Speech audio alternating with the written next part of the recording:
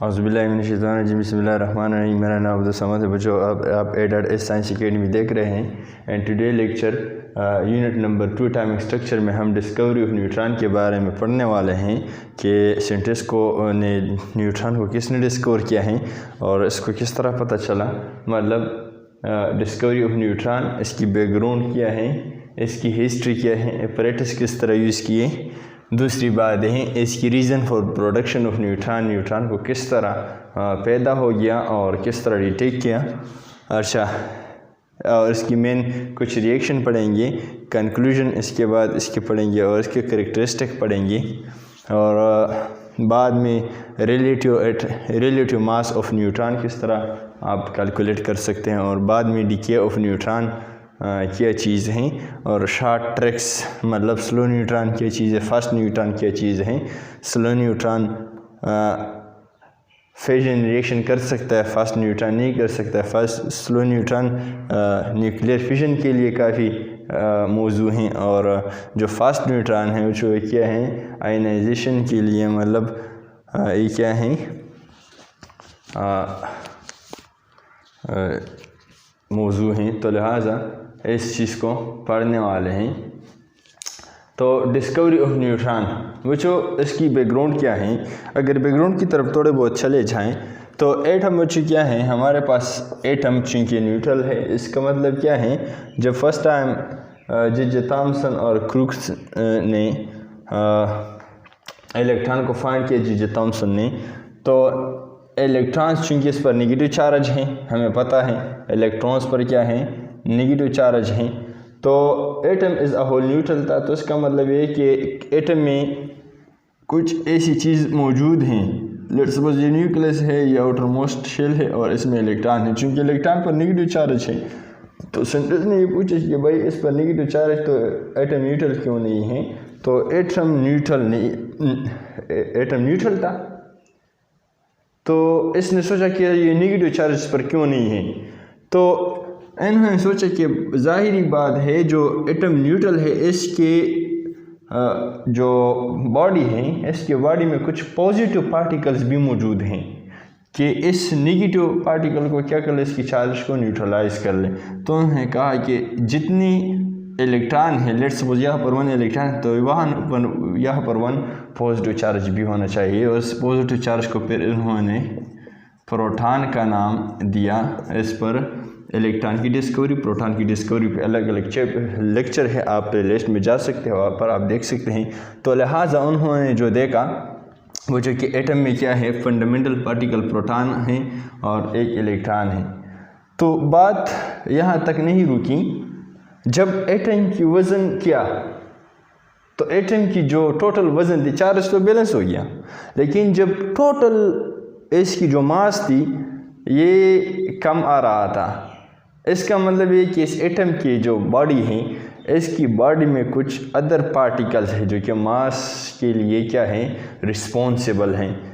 मास कम आ रहा था, जब इलेक्ट्रॉन और प्रोटॉन की जो मास क्या करते थे किसी एटम में तो कम आ रहा था। तो लिहाजा ये क्या था, number of proton plus number of electron, number of proton plus number of electron से ये कम आ रहा था, क्या है कम आ रहा था। तो लिहाजा साइंटिस्ट ने फिर पता लगाया कि भाई इसमें कुछ और पार्टिकल भी हैं और बाद में ये डिस्कवर हुआ न्यूट्रॉन। तो लिहाजा हिस्ट्री क्या है, हिस्ट्री पढ़ते हैं। डिस्कवर्ड बाय चैडविक इन 1932 में चैडविक ने क्या किया, न्यूट्रॉन को डिस्कवर किया और इसके अपरेटस क्या हैं थोड़े बहुत पढ़ते हैं बच्चों। एक्स पार्टिकल्स सोर्स, एक्स क्या हैं, एक पार्टिकल्स हैं, अभी बताते हैं। उन्होंने इसका सोर्स लिया और वो क्या था, पोलोनियम। पोलोनियम बच्चों एक एलिमेंट है जो कि रेडियो एक्टिव है। एक्स क्या है, हीलियम न्यूक्लियस है बच्चों। हीलियम न्यूक्लियस जब हीलियम एटम से क्या हो जाए, हीलियम इसमें 2 प्रोटॉन हैं और क्या हैं 2 इलेक्ट्रॉन है, 2 प्रोटॉन है, 2 न्यूट्रॉन है। जब इससे क्या हो जाए बच्चों, इससे क्या हो जाए, इससे इलेक्ट्रॉन निकल जाए तो इस पर +2 पॉजिटिव चार्ज आ जाएगी। इसको हम क्या कहते हैं, helium positive nuclei, helium positive nuclei, इसको बच्चों क्या कहते हैं, अल्फ़ा पार्टिकल भी कहते हैं, अल्फ़ा पार्टिकल, बच्चों इसको अल्फ़ा पार्टिकल भी कहते हैं। अल्फ़ा पार्टिकल बाज़ औक़ात इस तरह भी लिखा है, बाज़ किताबों में इस तरह भी लिखते हैं अल्फ़ा पॉजिटिव पॉजिटिव। इसका मतलब ये है कि इस पर 2 पॉजिटिव चार्ज है और ये बेसिकली हीलियम की जो न्यूक्लियस है जो इसकी ये हीलियम की न्यूक्लियस हैं, तो इसमें आपको कंफ्यूज नहीं होना चाहिए। तो हीलियम की जो न्यूक्लियस हैं ये किस सोर्स से पैदा हो रहे हैं, पोलोनियम से। पोलोनियम की रेडियोएक्टिविटी में ये पार्टिकल पैदा हो रही हैं। तो दूसरा क्या चीज़ लिया, लाइटर मेटल, इसका क्या मतलब है, बेरिलियम और लिथियम, छोटे छोटे मासेस की जो मेटल्स हैं वो लिए। क्यों लिए, अभी पढ़ने वाले हैं। इसकी जो रिएक्शन है पढ़ते हैं। हीलियम की न्यूक्लियस के साथ या अल्फ़ा पार्टिकल के साथ ये रिएक्शन कर रहे हैं तो इससे क्या पैदा होती हैं बाद में पढ़ते हैं। Target material paraffin blocks, target material क्या चीज़ है, वहाँ पर डायग्राम में सारी चीज़ें बनाए हैं। और इस पैराफिन को क्यों लिया, अगर पैराफिन नहीं लिया होता तो क्या मसला बन सकता था। और क्या है डिटेक्टर, चार्ज डिटेक्टर, ये बात याद रखिए, चार्ज डिटेक्टर बच्चों लिया, चार्ज डिटेक्टर ये है। तो क्या है बच्चों, ये पोलोनियम है, रेडियो एक्टिव सोर्स हैं, ये पोलोनियम है, रेडियो एक्टिव सोर्स हैं। और ये क्या चीज़ है, इससे पैदा हो रही हैं जो इससे ये वाला चीज़ क्या है, ये अल्फ़ा पार्टिकल या हीलियम पॉजिटिव न्यूक्लियाई। और क्या चीज़ है बच्चों, इसके दरमियान एक शीट रखा और शीट बच्चों क्या है, शीट बच्चों बेरिलियम की एटम हैं और या लिथियम भी ले सकते हैं, बेरिलियम और लिथियम की शीट हैं। एक बार बेरिलियम रख ले, एक बार लिथियम रख ले, इससे में क्या हो रहे हैं बाद में पढ़ते हैं। तो इसकी हीटिंग से बच्चों क्या होती हैं, इसकी हीटिंग से एक अननोन रेडिएशन पास हो रहा था और इस रेडिएशन के सामने डिटेक्टर बच्चों चार्ज डिटेक्टर लगाए थे और इस डिटेक्टर की वजह से ये डिटेक्ट हो रहे थे नहीं, क्योंकि पार्टिकल तो प्रोड्यूस हो रहा था, लेकिन चूंकि ये चार्ज डिटेक्टर है, न्यूट्रॉन पर चार्ज नहीं है, तो लिहाजा ये मालूम नहीं कर सकता था डिटेक्टर। तो इसके साथ क्या किया, इसके सामने कुछ मटेरियल रख दिए, पैराफिन, प्रोटॉन रिच मटेरियल है। क्या है बच्चों, क्या है, यहाँ पर बच्चों पैराफिन रख दिया, पैराफिन। और पैराफिन क्या है, प्रोटॉन रिच मटेरियल है। ये क्या है बच्चों, ये पैराफिन है, पैराफिन बच्चों ये प्रोटॉन रिच मटेरियल है। तो यहाँ पर बच्चों जो ये अननोन रेडिएशन आ गए मेरे बच्चों, यहाँ पर जो अननोन रेडिएशन आ गए तो इसने क्या किया, इसकी पैराफिन की जो प्रोटॉन थे इस तरह इसको हिट किया और हिट होने से आप एक अंदाज़ा लगाएं कि सिमिलर मासेस की जो चीज़ें होती हैं और ये टक्कर मार लेती हैं इस तरह। तो मूविंग जो पार्टिकल होते हैं, ये जो स्टेशनरी पार्टिकल को हिट कर ले तो स्टेशनरी पार्टिकल निकल जाते हैं और ये जो मूविंग पार्टिकल है इसकी जगह ले लेती हैं। तो इसी तरह न्यूट्रॉन ने भी किया, यहाँ पर ये चिपक गए और इससे क्या, यहाँ पर ये चिपक गए यहाँ पर, और इसने प्रोटॉन की जगह ले ली और इसने से क्या निकाला, प्रोटॉन। इस पर पॉजिटिव चार्ज क्यों होते हैं, क्योंकि होती हैं। तो लिहाजा जब डिटेक्टर के साथ स्ट्राइक किया तो डिटेक्टर ने चार्ज मालूम किया और बाद में पता चला कि भाई ये क्या है, प्रोटॉन की चार्ज हैं, प्रोटॉन की जो चार्ज हैं बिल्कुल ये प्रोटॉन की नेचर की तरह ये पार्टिकल निकल रहे हैं। तो इसने क्या अंदाज़ा लगाया कि बच्चों जब हम पोलोनियम सोर्स से क्या कर ले, रेडिएशन अल्फ़ा रेडिएशन इस पर बम्बार कर ले तो बेरिलियम से बच्चों एक ऐसी पार्टिकल निकलती हैं जिस पर तो चार्ज नहीं है, लेकिन इसकी जो मास है अप्रोक्सीमेटली बराबर है प्रोटॉन की। एक पार्टिकल निकल रही हैं, यहाँ पर लिखते हैं पार्टिकल्स निकल रही हैं, अननोन पार्टिकल हैं, अननोन पार्टिकल हैं। इसकी मास क्या है, mass equal to the mass of proton. और चार्ज क्या है, नो चार्ज। और इसको किस तरह पता चला कि इस पर चार्ज नहीं है बच्चों? चार्ज इसलिए कि ये चार्ज डिटेक्टर यहाँ पर ये जो डिटेक्टर यहाँ पर जो पैराफिन नहीं था तो ये डिटेक्ट नहीं हो सकता था। तो लिहाजा detector charge particle electron proton detect कर सकता है, न्यूट्रल पार्टिकल डिटेक्ट नहीं कर सकता। तो लिहाजा इसकी जो रिएक्शन है इसमें क्या पैदा हो रही हैं बच्चों? क्या है रिएक्शन में क्या है यहाँ पर बच्चों? अगर आप देख लें 4 इसमें क्या है, इलेक्ट्रॉन हैं, 4 बच्चों प्रोटॉन है, 4 की 5 क्या है, न्यूट्रॉन हैं। तो इसने हीलियम ये जो पार्टिकल हैं इसकी जो एक एटम में यहाँ पर ले रहा हूँ बेरिलियम का, एक एटम इससे ले रहा हूँ इस पार्टिकल से। तो लिहाजा यहाँ पर इसने रिएक्शन किया, रिएक्शन के नतीजे में ये 2 कंबाइन हो गए और बच्चों कार्बन बनाया और इसके साथ एक न्यूट्रॉन निकल गया। टोटल कौन करते हैं 2 + 2 क्या है, 2 क्या है, इलेक्ट्रॉन्स हैं। या तो ये क्या हो गए, 2 + 4 6 हो गए। और दूसरी बात ये इसकी किस्सा ख़त्म। इसी तरह ये वाला कौन करते, 4 + 5 क्या है, 9 11 12 13 टोटल 13 हो गई। तो चूँकि बच्चों 12 ये हो गए और एक वाला क्या है 13 वाला ये निकल गया, ये अननोन जो पार्टिकल था ये वाला निकल गया। तो लिहाजा ये अननोन पार्टिकल निकल गया जिसको बाद में क्या दिया नाम, इसको बाद में न्यूट्रॉन का नाम दिया।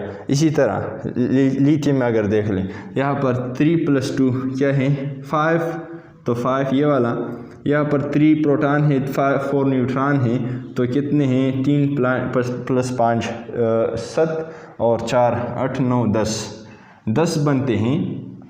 नहीं 4 + 4 8 और ये 3 11 बनते हैं। यहाँ पर 5 इसकी जो न्यू पार्टिकल बन गया बोरान, 5 इसकी एटॉमिक नंबर है और 10 इसके एटॉमिक मास है। तो लिहाजा ये टोटल बराबर हो गया 10 की और 5। तो लिहाजा एक जो पार्टिकल है 1 ये रह गया और ये क्या है 1 जो है न्यूट्रॉन है। इसका जो 1 जो न्यूट्रॉन यहाँ से चला गया ये बाहर निकल गया इस रिएक्शन में। तो लिहाजा ये 2 कंबाइन हो गए और इसके नतीजे में क्या बन गया बच्चों, इसके नतीजे में एक बोरान बन गया और इसकी एक क्या बन गया, एक न्यूट्रॉन बन गया। ये क्या चीज़ है, न्यूट्रॉन है, एक न्यूट्रॉन बन गया। तो ये इसकी केमिकल रिएक्शन है। जो न्यूक्लियर रिएक्शन था ये जो अननोन पार्टिकल था वो ये वाला है और इसकी जो मास है बच्चों प्रोटॉन की बराबर है और इस पर कोई चार्ज नहीं था। कंक्लूजन क्या है बच्चों, जब पैराफिन को इस्तेमाल नहीं किया था, इस्तेमाल नहीं किया था चैडविक ने, तो यहाँ पर पार्टिकल आ रहे थे लेकिन इस पर कोई चार्ज नहीं था तो डिटेक्ट नहीं हो सकते थे। जब पैराफिन को यहाँ पर रख दिया, चूँकि ये प्रोटॉन रिच सोर्स है तो लिहाजा इससे प्रोटॉन को नॉक आउट किया और नॉक आउट होने से बच्चों क्या हो गया, यहाँ पर प्रोटॉन डिटेक्ट हो गया। तो इसका मास कंपेरेबल था with the mass of proton. So लिहाजा उन्होंने कंक्लूजन लगाया कि भाई एटम में क्या चीज़ है, एक न्यूट्रल पार्टिकल है जो कि इसका मास क्या चीज़ है, प्रोटॉन की बराबर है और इसको क्या नाम दिया, इसको बच्चों चैडविक ने न्यूट्रॉन का नाम दिया। तो कैरेक्टरिस्टिक ऑफ न्यूट्रॉन क्या है, इसकी कुछ पर कैरेक्टरिस्टिक है, जल्दी पढ़ते हैं।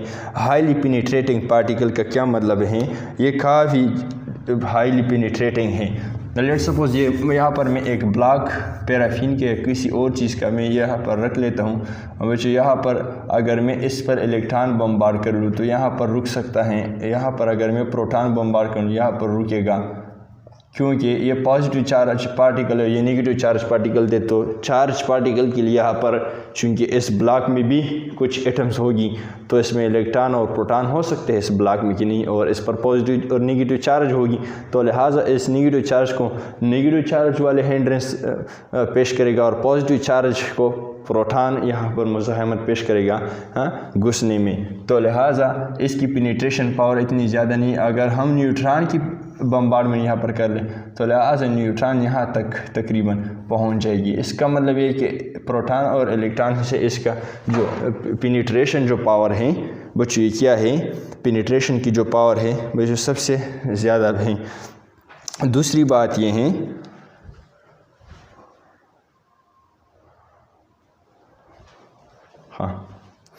दूसरी बच्चों जो बात ये है चार्ज, तो बच्चों इस पर कोई चार्ज नहीं है क्योंकि ये यहाँ पर डिटेक्ट नहीं कर सकता, चार्ज डिटेक्टर इसको डिटेक्ट नहीं कर सकता, तो there is no charge on neutron. So electric and magnetic field बच्चों, अगर हम प्रोटॉन इलेक्ट्रॉन क्या कर ले, यहाँ पर लिख लेता हूँ, यहाँ पर बच्चों क्या है, पॉजिटिव प्लेट है, यहाँ पर क्या चीज़ है बच्चों, निगेटिव प्लेट है बैटरी का बच्चों क्या है, ये निगेटिव प्लेट है, ये कैथोड और क्या है ये एनोड। बच्चों क्या है, अगर यहाँ पर हम न्यूट्रॉन को क्या कर ले, न्यूट्रॉन को पास कर ले तो कोई डिफ्लेक्शन यहाँ पर शो नहीं कर सकता, न नेगेटिव की तरफ मुड़ेगा न पॉजिटिव की तरफ मुड़ेगा क्योंकि इस पर कोई चार्ज नहीं है। अगर यहाँ पर क्या कर लूँ, यहाँ पर इसको बच्चे क्या कर लूँ, मैग्नेट रख दूँ, तो यहाँ पर मैग्नेट की वजह से भी इस पर कोई इफ़ेक्ट नहीं पड़ता, तो लिहाजा इसका मतलब ये है कि no effect of electric in magnetic fields, और इलेक्ट्रिक और मैग्नेटिक फील्ड का हमेशा के लिए जो चार्ज पार्टिकल पर असर होता है क्योंकि चार्ज पार्टिकल खुद एक मैग्नेट और इलेक्ट्रिक फील्ड पैदा करती है, तो इसके साथ इंटरेक्शन पर पॉसिबल है। चूँकि इस पर चार्ज नहीं है तो लिहाजा ये कोई फील्ड पैदा नहीं करता बाय मूविंग। तो नॉकिंग एबिलिटी बच्चों क्या है, कैन नॉक आउट प्रोटॉन, ये क्या है बच्चों, मटेरियल से प्रोटॉन नॉक आउट कर सकता है। मास क्या है, मास इसकी 1.6749 मल्टीप्लाई 10⁻27 kg है, ये काफ़ी इंपॉर्टेंट है, और ये 1842 टाइम इलेक्ट्रॉन से क्या है बच्चों, ये क्या है, इससे वज़नी है। तो किस तरह आपको पता चलेगा कि 1842 टाइम वज़नी है, मैं आपको एक सिंपल ट्रिक बताता हूँ, इसको रटा न कर ले। अगर आपको बच्चे क्या है, इलेक्ट्रॉन की मास का पता है, मास ऑफ इलेक्ट्रॉन का पता है, और मास बच्चे क्या है ऑफ न्यूट्रॉन का पता है, न्यूट्रॉन का पता है, तो मास ऑफ इलेक्ट्रॉन लिख दे, मास ऑफ इलेक्ट्रॉन यहाँ पर लिख दे और यहाँ पर मास ऑफ न्यूट्रॉन लिख दे और इसको इस पर डिवाइड कर ले, तो ऐसे बच्चे आ जाएगा 1800, आप खुद कर लें, मैं यहाँ पर नहीं कर सकता क्योंकि टाइम कम है।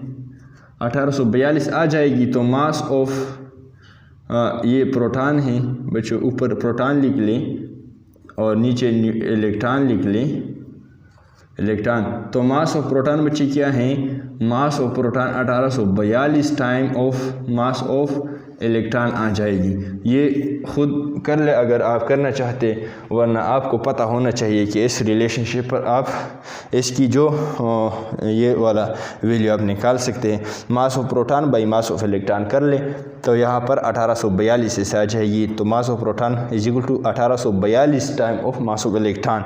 तो ये बात जहन में याद रखना चाहिए। रिलेटिव एटॉमिक मास क्या चीज़ है, रिलेटिव मास इसके कितना है 1.0087। रिलेटिव का मतलब क्या है बच्चे, जब हम कार्बन 12 के साथ कोई चीज़ की मुआवजा कर ले इसको रिलेटिव मास कहते हैं। तो रिलेटिव मास उसकी किस तरह निकाल सकते हैं, नोट्स गाइड किताब में नहीं है, तो इसको भी काफ़ी आसान है निकालना। हमें पता है बच्चों कि 1.67 multiply 10⁻127 kg 1 atomic mass unit की बराबर है। 1 एटॉमिक मास यूनिट की चीज़ है 1/12 पार्ट ऑफ कार्बन 12 है। तो इतनी kg कितनी AMU की बराबर हो जाएगी, यहाँ पर रिलेशन को देख लें। अगर इतनी ग्राम 1 AMU की बराबर है,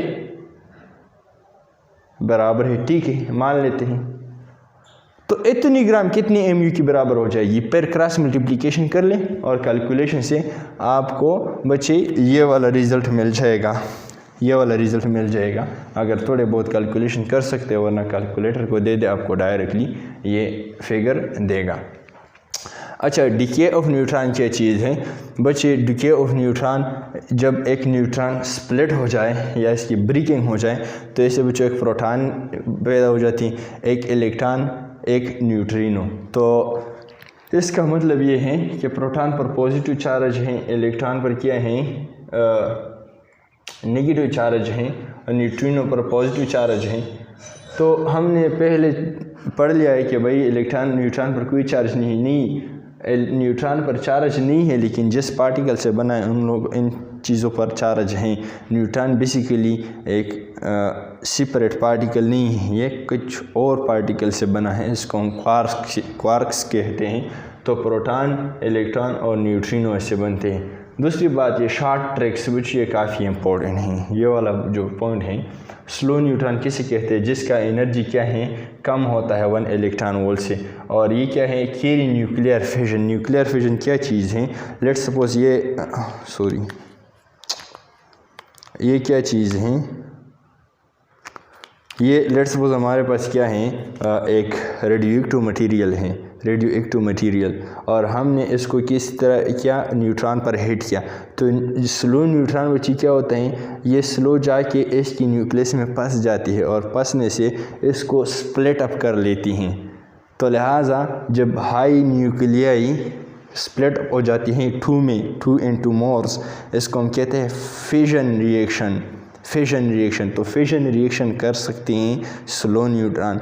और लेट्स सपोज तेज़ न्यूट्रॉन क्या चीज़ हो, अगर हम तेज़ न्यूट्रॉन्स पर या फास्ट न्यूट्रॉन्स पर बम्बार्ड कर ले, तो फास्ट न्यूट्रॉन में क्या होती हैं, ये बिल्कुल बुलेट की तरफ इससे आर पार निकल जाती हैं और इसको इस तरह हो जाती हैं, इस तरह स्ट्रेच कर लेती है, स्ट्रेचिंग से पैर वापस अपनी पोजीशन में आ जाती है। तो फिजन इसकी नहीं हो जाती है। फिजन तब होती है जब इसमें ये चिपक जाता है इसकी न्यूक्लियस में। तो लिहाजा स्लो न्यूट्रॉन काफ़ी क्या चीज़ हैं, काफ़ी इफ़ेक्टिव है फॉर द न्यूक्लियर फिजन, ये बात याद रखिए। और स्लो न्यूट्रॉन क्या है, इसकी एनर्जी 1 इलेक्ट्रॉन वोल्ट से कम है। फास्ट न्यूट्रॉन क्या चीज़ है, जिसकी एनर्जी तकरीबन बराबर होती हैं 1.2 मेगा इलेक्ट्रॉन वोल्ट से। और ये क्या होती हैं, ये नॉकिंग आउट कर सकती है, आयनाइजेशन करती हैं। जिस तरह की ये वाला क्या है, ये वाला जो प्रोटॉन है यहाँ से निकाल दिया, तो ये निकालने में ऑफ प्रोटॉन की निकालने में, तो लिहाजा वो जो यहाँ तक काफ़ी था न्यूट्रॉन के बारे में। अपने भाई की दुआओं में याद रखिए। इसके अलावा अगर आपको और लेक्चर्स में और टॉपिक्स में प्रॉब्लम है तो आप मेरे प्लेलिस्ट में जा सकते हैं। अगर आपको पता नहीं कि किस तरह प्लेलिस्ट में मैं फ़र्दर लेक्चर ढूंढ सकूँ, तो डिस्क्रिप्शन में मैंने लिंक दिया है, वहाँ पर मैंने शॉर्ट्स वीडियो बनाई है कि how to find lectures, further lecture in a playlist. तो वहाँ पर आप देख लें, तो वहाँ पर सारे जो लेक्चर्स हैं मैंने हर एक चैप्टर का प्लेलिस्ट बनाया है, A to Z लेक्चर आपको मिल सकते हैं। इसके अलावा मेरे चैनल पर आपको बायो की जो लेक्चर्स हैं वो भी मिलते हैं, वहाँ पर आप प्लेलिस्ट देख लें। बायो की जो फर्स्ट ईयर बायो है, सेकेंड ईयर की जो बायो हैं वो सारे देख लें। Thank you very much for watching this lecture. अपनी बायो को दुआओं में याद रखें, अपनी सेहत का ख्याल रखें। और अगर आप, एक इम्पोर्टेंट बात, अगर आप न्यू चैनल पर आए हैं तो चैनल को कुछ लाजमी सब्सक्राइब कर लें और बेल आइकन को प्रेस कर लें ताकि आने वाले लेक्चर्स सबसे पहले आपको पहुंच जाएं।